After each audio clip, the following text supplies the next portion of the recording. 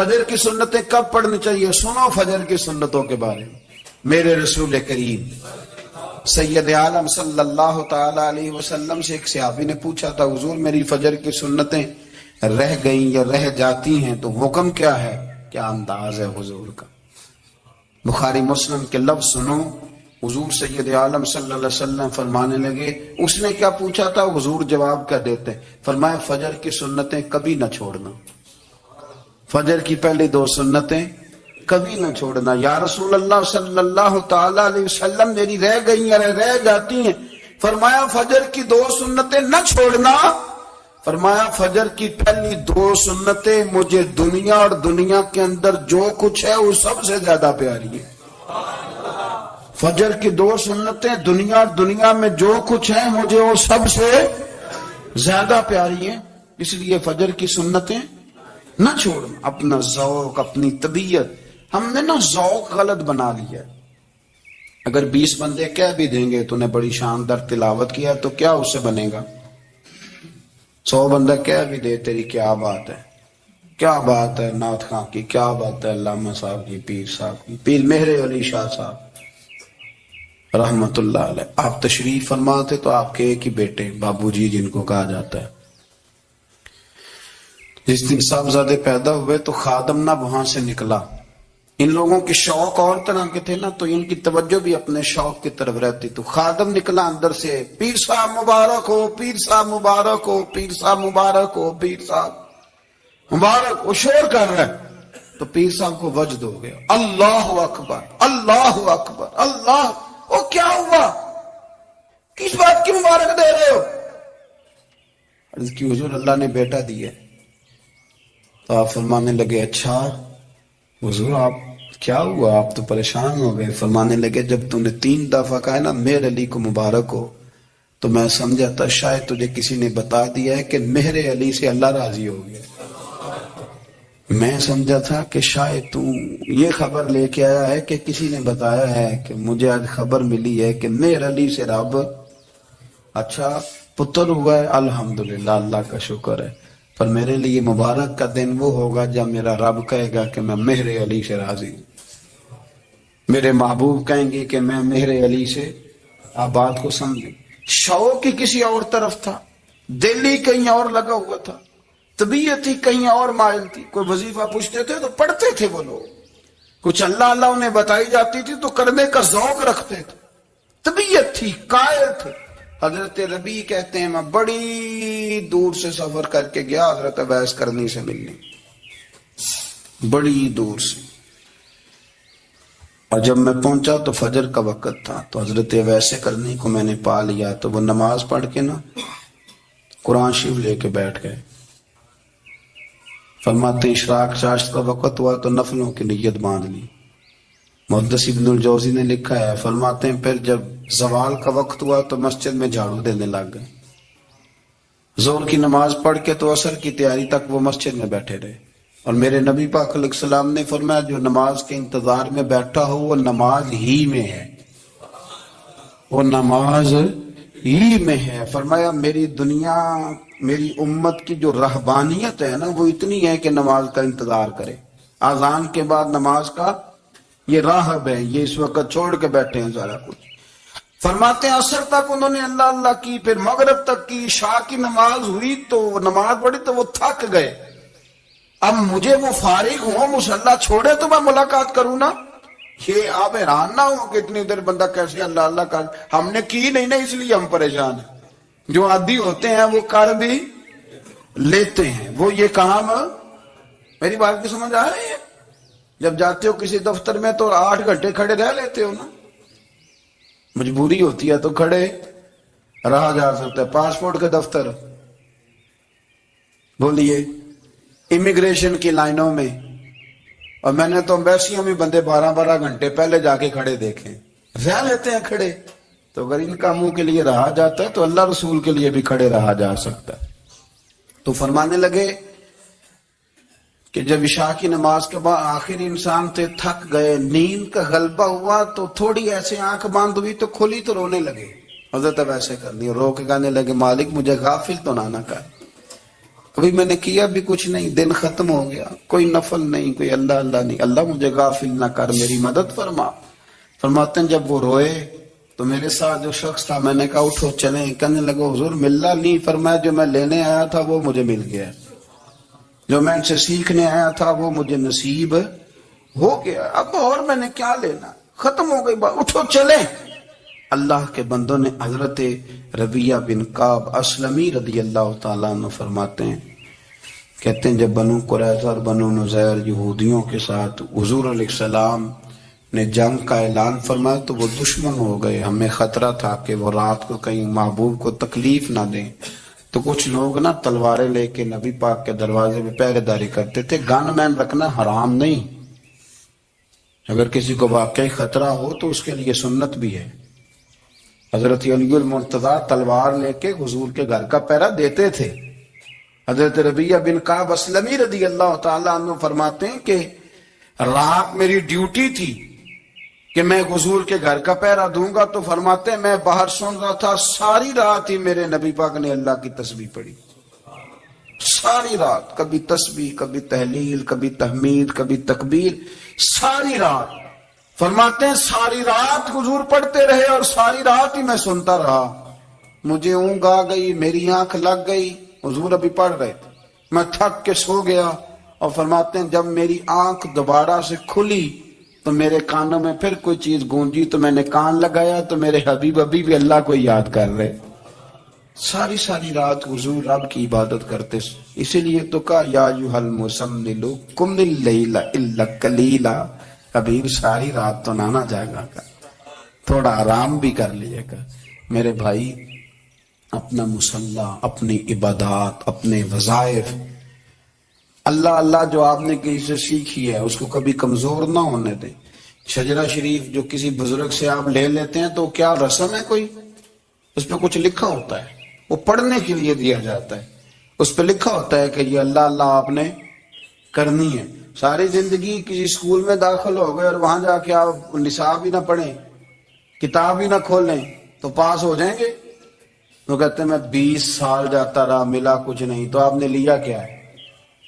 ایک اتنی سی کتاب تھی، اس کو تو کھول کے آپ دیکھ نہیں سکے، اس کے وظائف تک تو رسائی نہ ہوئی، اس لیے کہ اللہ اللہ کرنا مشکل ہے اور تصویر کھچانا یہ آسان کام ہے۔ تو جو آسان ہے اس طرف ہماری توجہ لگی رہتی ہے اور جو مشکل ہے اس طرف ہم ذوق پیدا نہیں کرتے۔ یا ایھا الناس اعبدوا ربکم الذی خلقکم والذین من قبلکم لعلکم تتقون، اے لوگو اس رب کی عبادت کرو جس نے تمہیں پیدا کیا اور تم سے پہلوں کو پیدا کیا، اس لیے عبادت کرو کہ تم پرہیزگار ہو جاؤ گے۔ اگر دولت بہت اعلیٰ ہوتی نا اور بڑی ہی قیمتی ہوتی تو سب سے زیادہ سیدہ فاطمہ زہرا کے گھر میں ہوتی،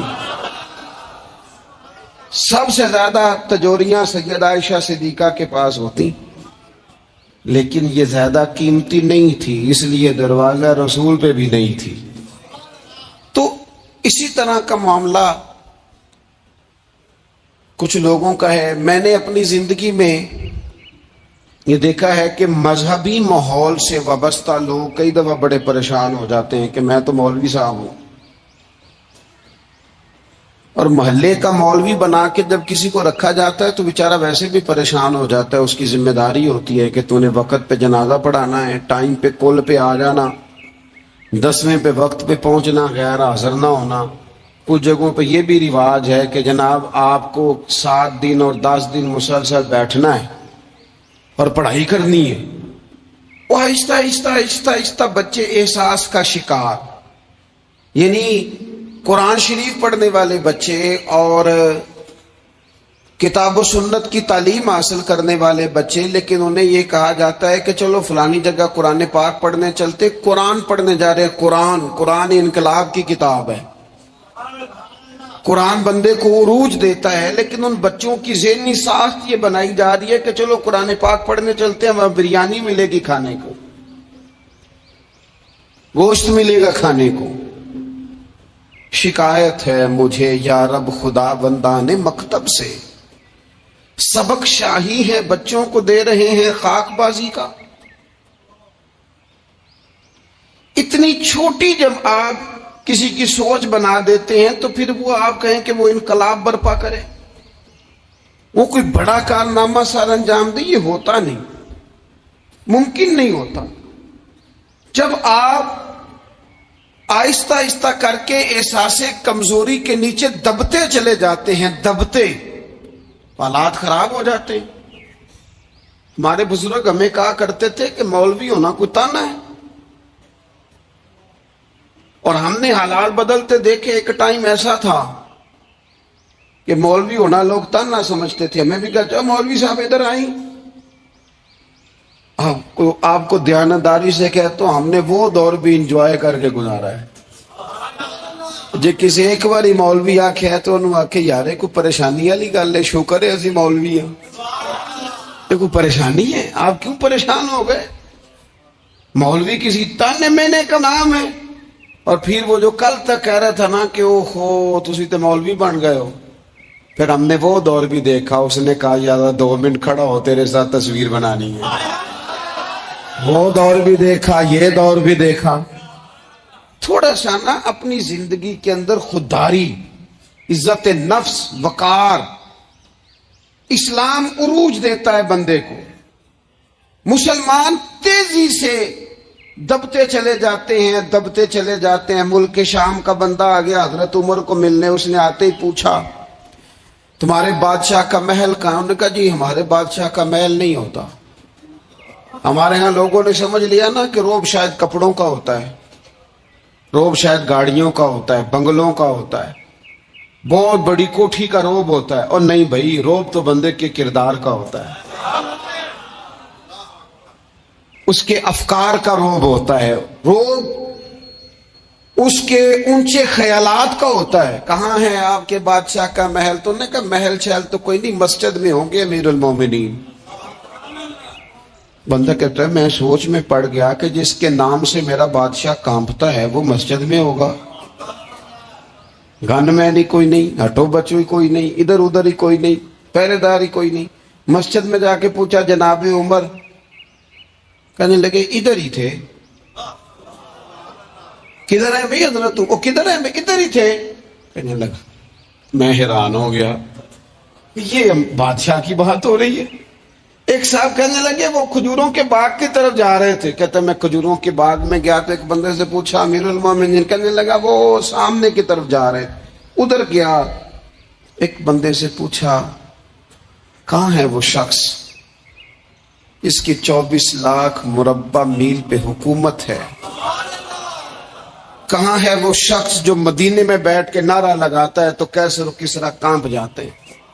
وہ بندہ کدھر ہے کہ جس کی بات جگہ جگہ ہوتی ہے، جس کا تذکرہ سنا ہے کہ اسے دیکھ کے شیطان بھی رستے بدل جاتا ہے؟ انہوں نے کہا وہ دیکھ رہے ہو کھجور کے درخت کے نیچے کنویں کے ساتھ مٹی کا ڈھیلا تکیے کی جگہ رکھ کے وہ جو تامت باندھے کرتا پہنے سویا ہے وہی تو فاروق اعظم ہے۔ وہ شخص کہتے ہیں عمر سوئے تھے۔ شیر سویا بھی ہو تو اس کا روب ہوتا ہے، شیر جو ہوتا ہے، شیر کبھی سو بھی جائے نا تو لوگ پھر بھی خوف کھاتے ہیں، اور اس کے جاگنے کا خوف کھاتے ہیں کہ یہ کہیں جاگ نہ جائے۔ شیر جو ہوا، کہتے ہیں حضرت عمر سوئے تھے پر میں قریب گیا تو میرے وجود پہ روب طاری ہو گیا، روب، اور میری زبان سے بے ساختہ یہ جملے نکلے کہ عمر تو انصاف کر کے سویا ہے نا، تو مٹی کے ڈھیلے میں بھی تجھے سکون کی نیند ہے۔ خودداری، وقار، عزت، یہ احساس کمتری سے باہر نکلیں۔ ہم نے اپنے بچوں کو مسل ڈالا ہے، وہ تسی ماڑے دے بچے ہو، تسی تو نہیں نہ آگے جا سکتے، وہ اسی غریب لوگ نہ بیٹے تو فلانے کے ساتھ نہ جایا۔ ہم نے اپنے بچوں کی خواہشات تباہ کر دی، کمزور کر کے رکھ دیا، انہیں بار بار سکھایا ہم نے۔ خوددار تھا وہ باپ جس کی تھوڑی سی آمدن تھی پر وہ گرمیوں میں اپنے پتر سے کہتا تھا پتر بڑولے میں دانے ڈال دیے ہیں، تمہاری ماں نے مرتبان میں اچار ڈال دیا ہے، لو اب ساری گرمیاں پرواہ کوئی نہیں۔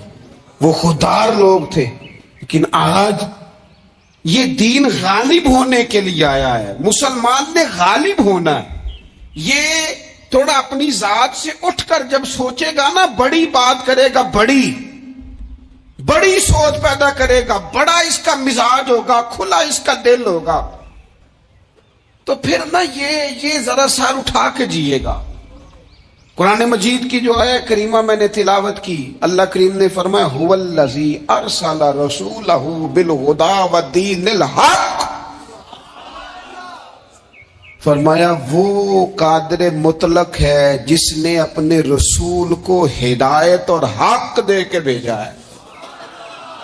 دو چیزیں دے کے بھیجا ہے، ہدایت اور حق۔ کتاب ہدایت اور حق حضور لے کے آئے۔ کس لیے بھیجا ہے؟ کہ نیرا تسبیح پڑھیں اور سو جائیں؟ نیرا جناب عبادت کریں اور آرام کریں؟ نیرا جناب تلاوت کریں اور آرام کریں؟ نہ، هو الذی ارسل رسولہ بالہدی ودین الحق، وہ رب ہے جس نے اپنے نبی کو، اپنے رسول کو ہدایت اور حق دے کے بھیجا ہے۔ کیوں؟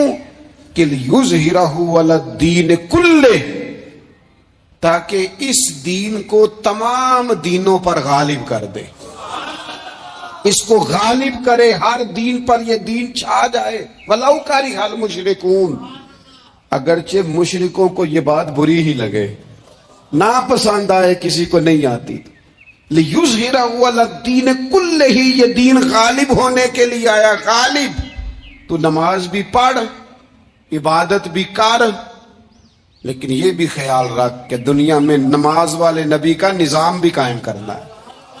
تیرے پاس میری مسجد نہیں ہونی چاہیے، حکومت بھی ہونی چاہیے۔ مسلمان کے ہاتھ میں نری تسبیح نہیں ہوگی، یہ انان حکومت بھی چلائے گا۔ اس کے اندر خودداری ہوگی۔ حضرت عمر تہجد بھی پڑھتے تھے اور سویرے حکومت بھی کرتے تھے۔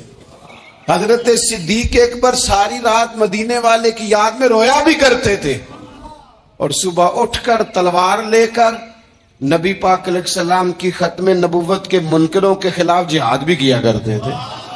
جب تک اپنے مزاج میں وہ شوق نہیں پیدا ہوتا کہ دین کو غالب کرنا ہے، جد و جہد کرنی ہے، کوشش کرنی ہے، بڑا سوکھا ہے ہمارے لیے بھی۔ آرام سے نماز پڑھیں، نفل پڑھیں، عبادت کریں، اور ویسے بھی اسے لوگ زیادہ بڑا پیر سمجھتے ہیں جس کی تسبیح زیادہ لمبی ہو۔ وہ زیادہ بڑا پیر ہوتا ہے جس کی پگڑی ذرا زیادہ بڑی ہو، جبہ تگڑا پہنے، اجرے کے اندر رہے، باہر نہ نکلے، اور اندر جائیں 2 منٹ کے لیے حضرت کی زیارت کریں، باہر آ جائیں، بس چھٹی۔ وہ زیادہ پیری مریدی ہو جاتی ہے، پیر تو بولتا ہی نہیں۔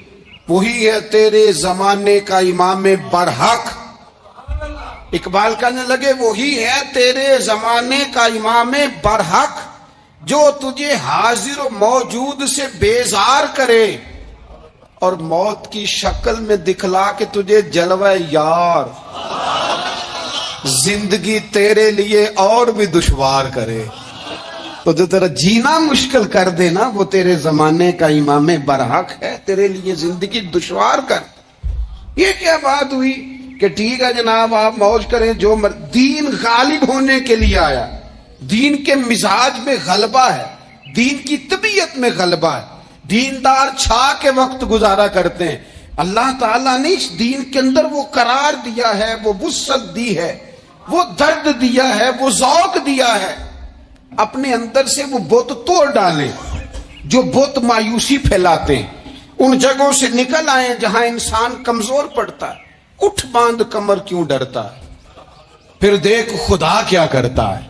آگے کی طرف دیکھیں، آگے کی طرف دیکھیں۔ میرے نبی اکرم صلی اللہ تعالی علیہ وسلم نے فرمایا حالات جتنے بھی خراب آ جائیں، ماحول جتنا بھی بگڑ جائے، امت پر دشواری جتنی بھی آئے، حضور علیہ الصلوۃ والسلام نے فرمایا ہے یہ دین اسلام ہے، یہ مسلم کے لفظ ہیں۔ حضور فرماتے ہیں یہ دین ہمیشہ قائم رہے گا، اور فرمایا ایک جماعت ہوگی پوری میری امت کی جو دین اسلام کے دفاع میں کام کرتی رہے گی، جد و جہد کرتی رہے گی، کوشش کرتی رہے گی، ہمت کرتی رہے گی۔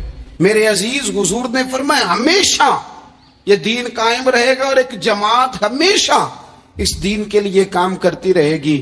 اور میرے نبی پاک علیہ السلام نے فرمایا 100 سال کے بعد تو اللہ ضرور اس امت میں ایک ایسا شخص پیدا کرے گا، یہ ابن ماجہ میں حدیث موجود ہے، جو اس دین کی نئے سرے سے تجدید کر دے گا۔ وہ لوگ آتے رہے، جب حالات بڑے بگڑے تو حضرت عمر بن عبدالعزیز آ گئے، حالات کا رخ بدل کے رکھ دیا۔ پھر معاملات بڑے بگڑے تو امام شافعی جیسے لوگ آ گئے، غوث اعظم جیلانی جیسے لوگ آ گئے۔ حالات بڑے بگڑے تو شیخ عبدالحق محدث دہلوی جیسے لوگ آ گئے۔ ہندوستان میں جب ماحول بڑا کٹھن ہوا تو اعلیٰ حضرت فاضل بریلوی جیسے لوگ آ گئے۔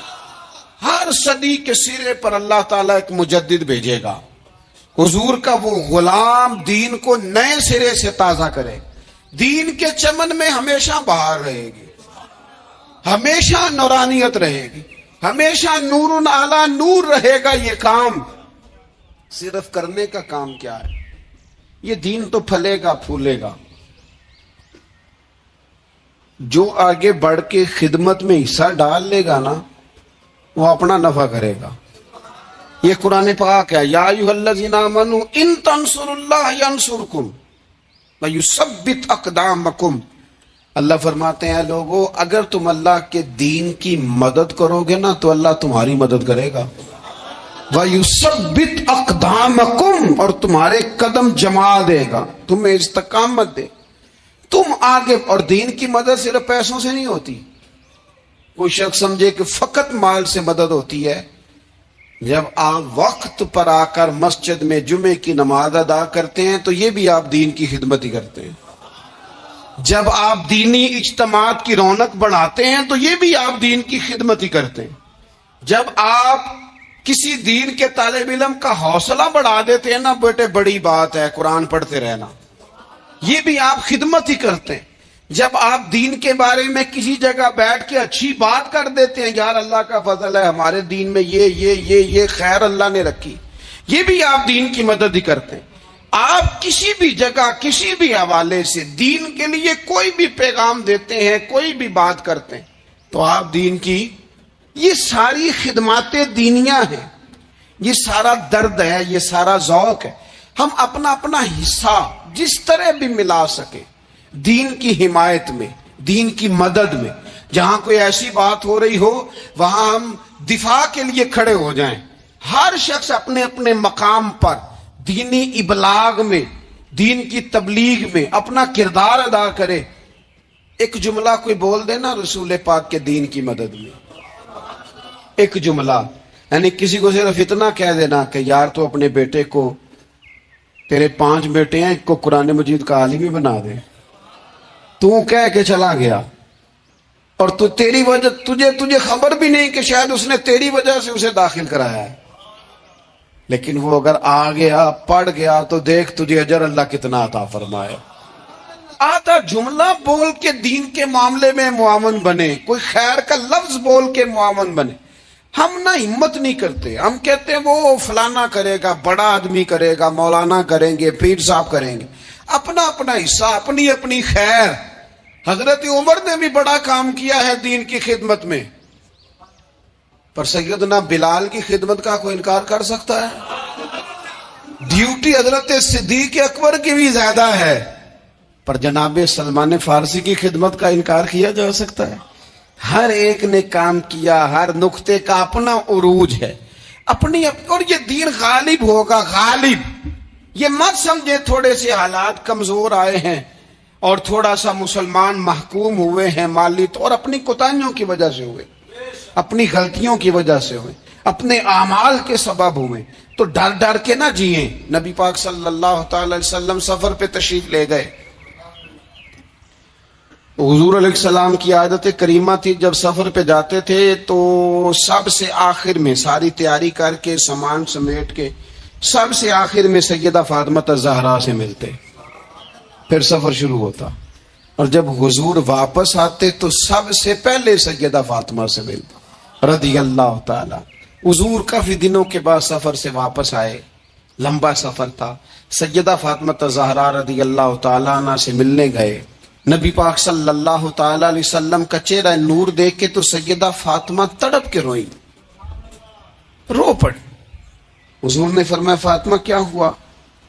عرض کرنے لگی یا رسول اللہ تھکاوٹ کے اثرات میں آپ کے چہرے پہ دیکھ رہی، اور حضور کپڑے یوں لگتا ہے بڑے پرانے پہنے ہوئے ہیں آپ نے، حضور اتنی مشقت کیوں کرتے ہیں آپ، اتنی محنت اتنی جدوجہد؟ حضرت فاطمہ زہرا فرماتی ہیں حضور نے مجھے تھپکی دی اور فرمایا فاطمہ رو نہ۔ اور یہاں وہ بعض لوگ ہوتے ہیں نا جو ہم نے دیکھا ہے ہمارے ہاں اس طرح ہوتا ہے کہ وہ کوئی اس طرح کی بات کرے تو وہ زیادہ رونے لگ جاتے ہیں، کیا کریں بڑے مسائل ہیں، بڑی مشقت ہے، کرنا پڑتا ہے، لوگ اور زیادہ۔ لیکن نبی پاک علیہ السلام نے سوچوں کو نیا زاویہ دیا، خیالات کو نیا رخ دیا، اس بات کو ایک نیا انداز سوچنے کا فراہم کیا۔ حضور فرمانے لگے فاطمہ رو نہ، تیرے باپ کو اللہ نے اعلیٰ مقاصد کے لیے دنیا میں مبعوث فرمایا۔ حضور فرمانے لگے فاطمہ کوئی گھر کچا، کوئی پکا، کوئی خیمہ ایسا نہیں بچے گا جہاں اللہ دین اسلام کو پہنچا نہیں دے گا۔ اور فرمایا فاطمہ یاد رکھنا جس طرح رات چھا جاتی ہے نا، محمد عربی کا دین بھی چھا جائے گا، یہ چھا جائے گا دین، جس طرح رات چھا جاتی ہے یہ دین بھی چھا جائے گا۔ اور پھر دین چھا گیا، جگہ جگہ چھا گیا، یورپ میں بھی اذانیں پڑھی جانے لگی، امریکہ اور افریقہ میں بھی قرآن پڑھا جانے لگا، جگہ جگہ جگہ جگہ رسول اللہ صلی اللہ علیہ وسلم کے دین کی بات ہونے لگی۔ کہا فاطمہ کر کچا ہو یا پکا ہو، خیمہ ہو، ہر جگہ یہ دین پہنچے گا، اور دین پہنچا۔ دوستو کمزوری وقتی طور پر ہے، حالات وقتی طور پر ہے، مسلمانوں نہ گھبراؤ، خدا کی شان باقی ہے۔ یہ دین فطرت ہے، یہ دین اپنی حقانیت کی وجہ سے پھیل رہا ہے، کسی کا محتاج نہ یہ کسی کے زور لگانے۔ مسلمانوں نہ گھبراؤ، خدا کی شان باقی ہے، ابھی اسلام زندہ ہے، ابھی قرآن باقی ہے۔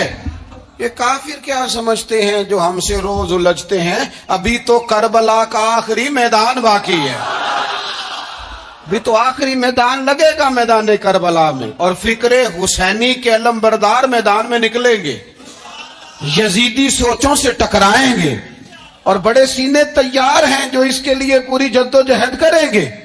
ابھی تو کربلا کا آخری میدان باقی ہے۔ اپنی زندگی کے اندر قوت ارادی پیدا کریں، کچھ کر لینے کی ٹھان اپنے مزاج میں پیدا کریں۔ کمزوری آ جاتی۔ عدی بن حاتم جو تھے نا، یہ حاتم تائی کے بیٹے تھے، بادشاہ کا بیٹا تھا، زمانہ بڑا دیکھا تھا، بڑے بڑے وزیروں مشیروں، ساری زندگی اعلیٰ سطحی وفود سے ملاقات ہوئی۔ عدی حضور کی بارگاہ میں آئے، مسند امام احمد بن حنبل میں موجود۔ تو اسلام پر ابھی غربت کا دور تھا، چند لوگ مسلمان ہوئے تھے، نبی پاک علیہ السلام نے فرمایا عدی کلمہ پڑھ لو۔ تو عدی کہنے لگے میں تو پہلے ہی ایک دین کا ماننے والا ہوں۔ حضور فرمانے لگے جس دین کے تم ماننے والے ہو اس دین کو میں تم سے زیادہ جانتا ہوں۔ حضور فرمانے لگے جس دین کے تم ماننے والے ہو اس میں کیا یہ لکھا ہے کہ مال غنیمت کا چوتھا حصہ کھا جاؤ؟ کہنے لگے نہیں۔ تو فرمایا کھا کیوں جاتے ہو؟ عدی کہتے ہیں چونکہ یہ ہمارے اندر کی بات تھی بادشاہوں کی، تو میں نے فوراً سر تسلیم خم کر دیا، میں نے فوراً سر جھکا دیا، میں نے کہا بات ٹھیک کر رہے ہیں۔ حضور فرمانے لگے اب اگلی بات بھی کروں؟ یا رسول اللہ فرمائیے۔ فرمایا پتہ ہے تم دین کیوں نہیں قبول کر رہے؟ یہ بھی مجھے پتہ ہے۔ یا رسول اللہ کیوں؟ فرمایا تم دیکھتے ہو کہ دین کے ماننے والے غریب غریب لوگ ہیں، تم دیکھتے ہو کہ ابھی یہ کمزور ہیں، تم دیکھتے ہو کہ مکے والوں نے مدینہ طیبہ سے پریشان کر کے مسلمانوں کو نکال دیا ہے، یہ غریبی دیکھ کر بظاہر اسلام کی کمزوری دیکھ کر تم کلمہ نہیں پڑھ رہے؟ حضور فرمانے لگے عدی مقام حرا کا نام سنا ہے؟ بڑی دور تھا علاقہ، وہ مقام حرا کا نام سنا ہے؟ عدی کہنے لگے حضور سنا ہے۔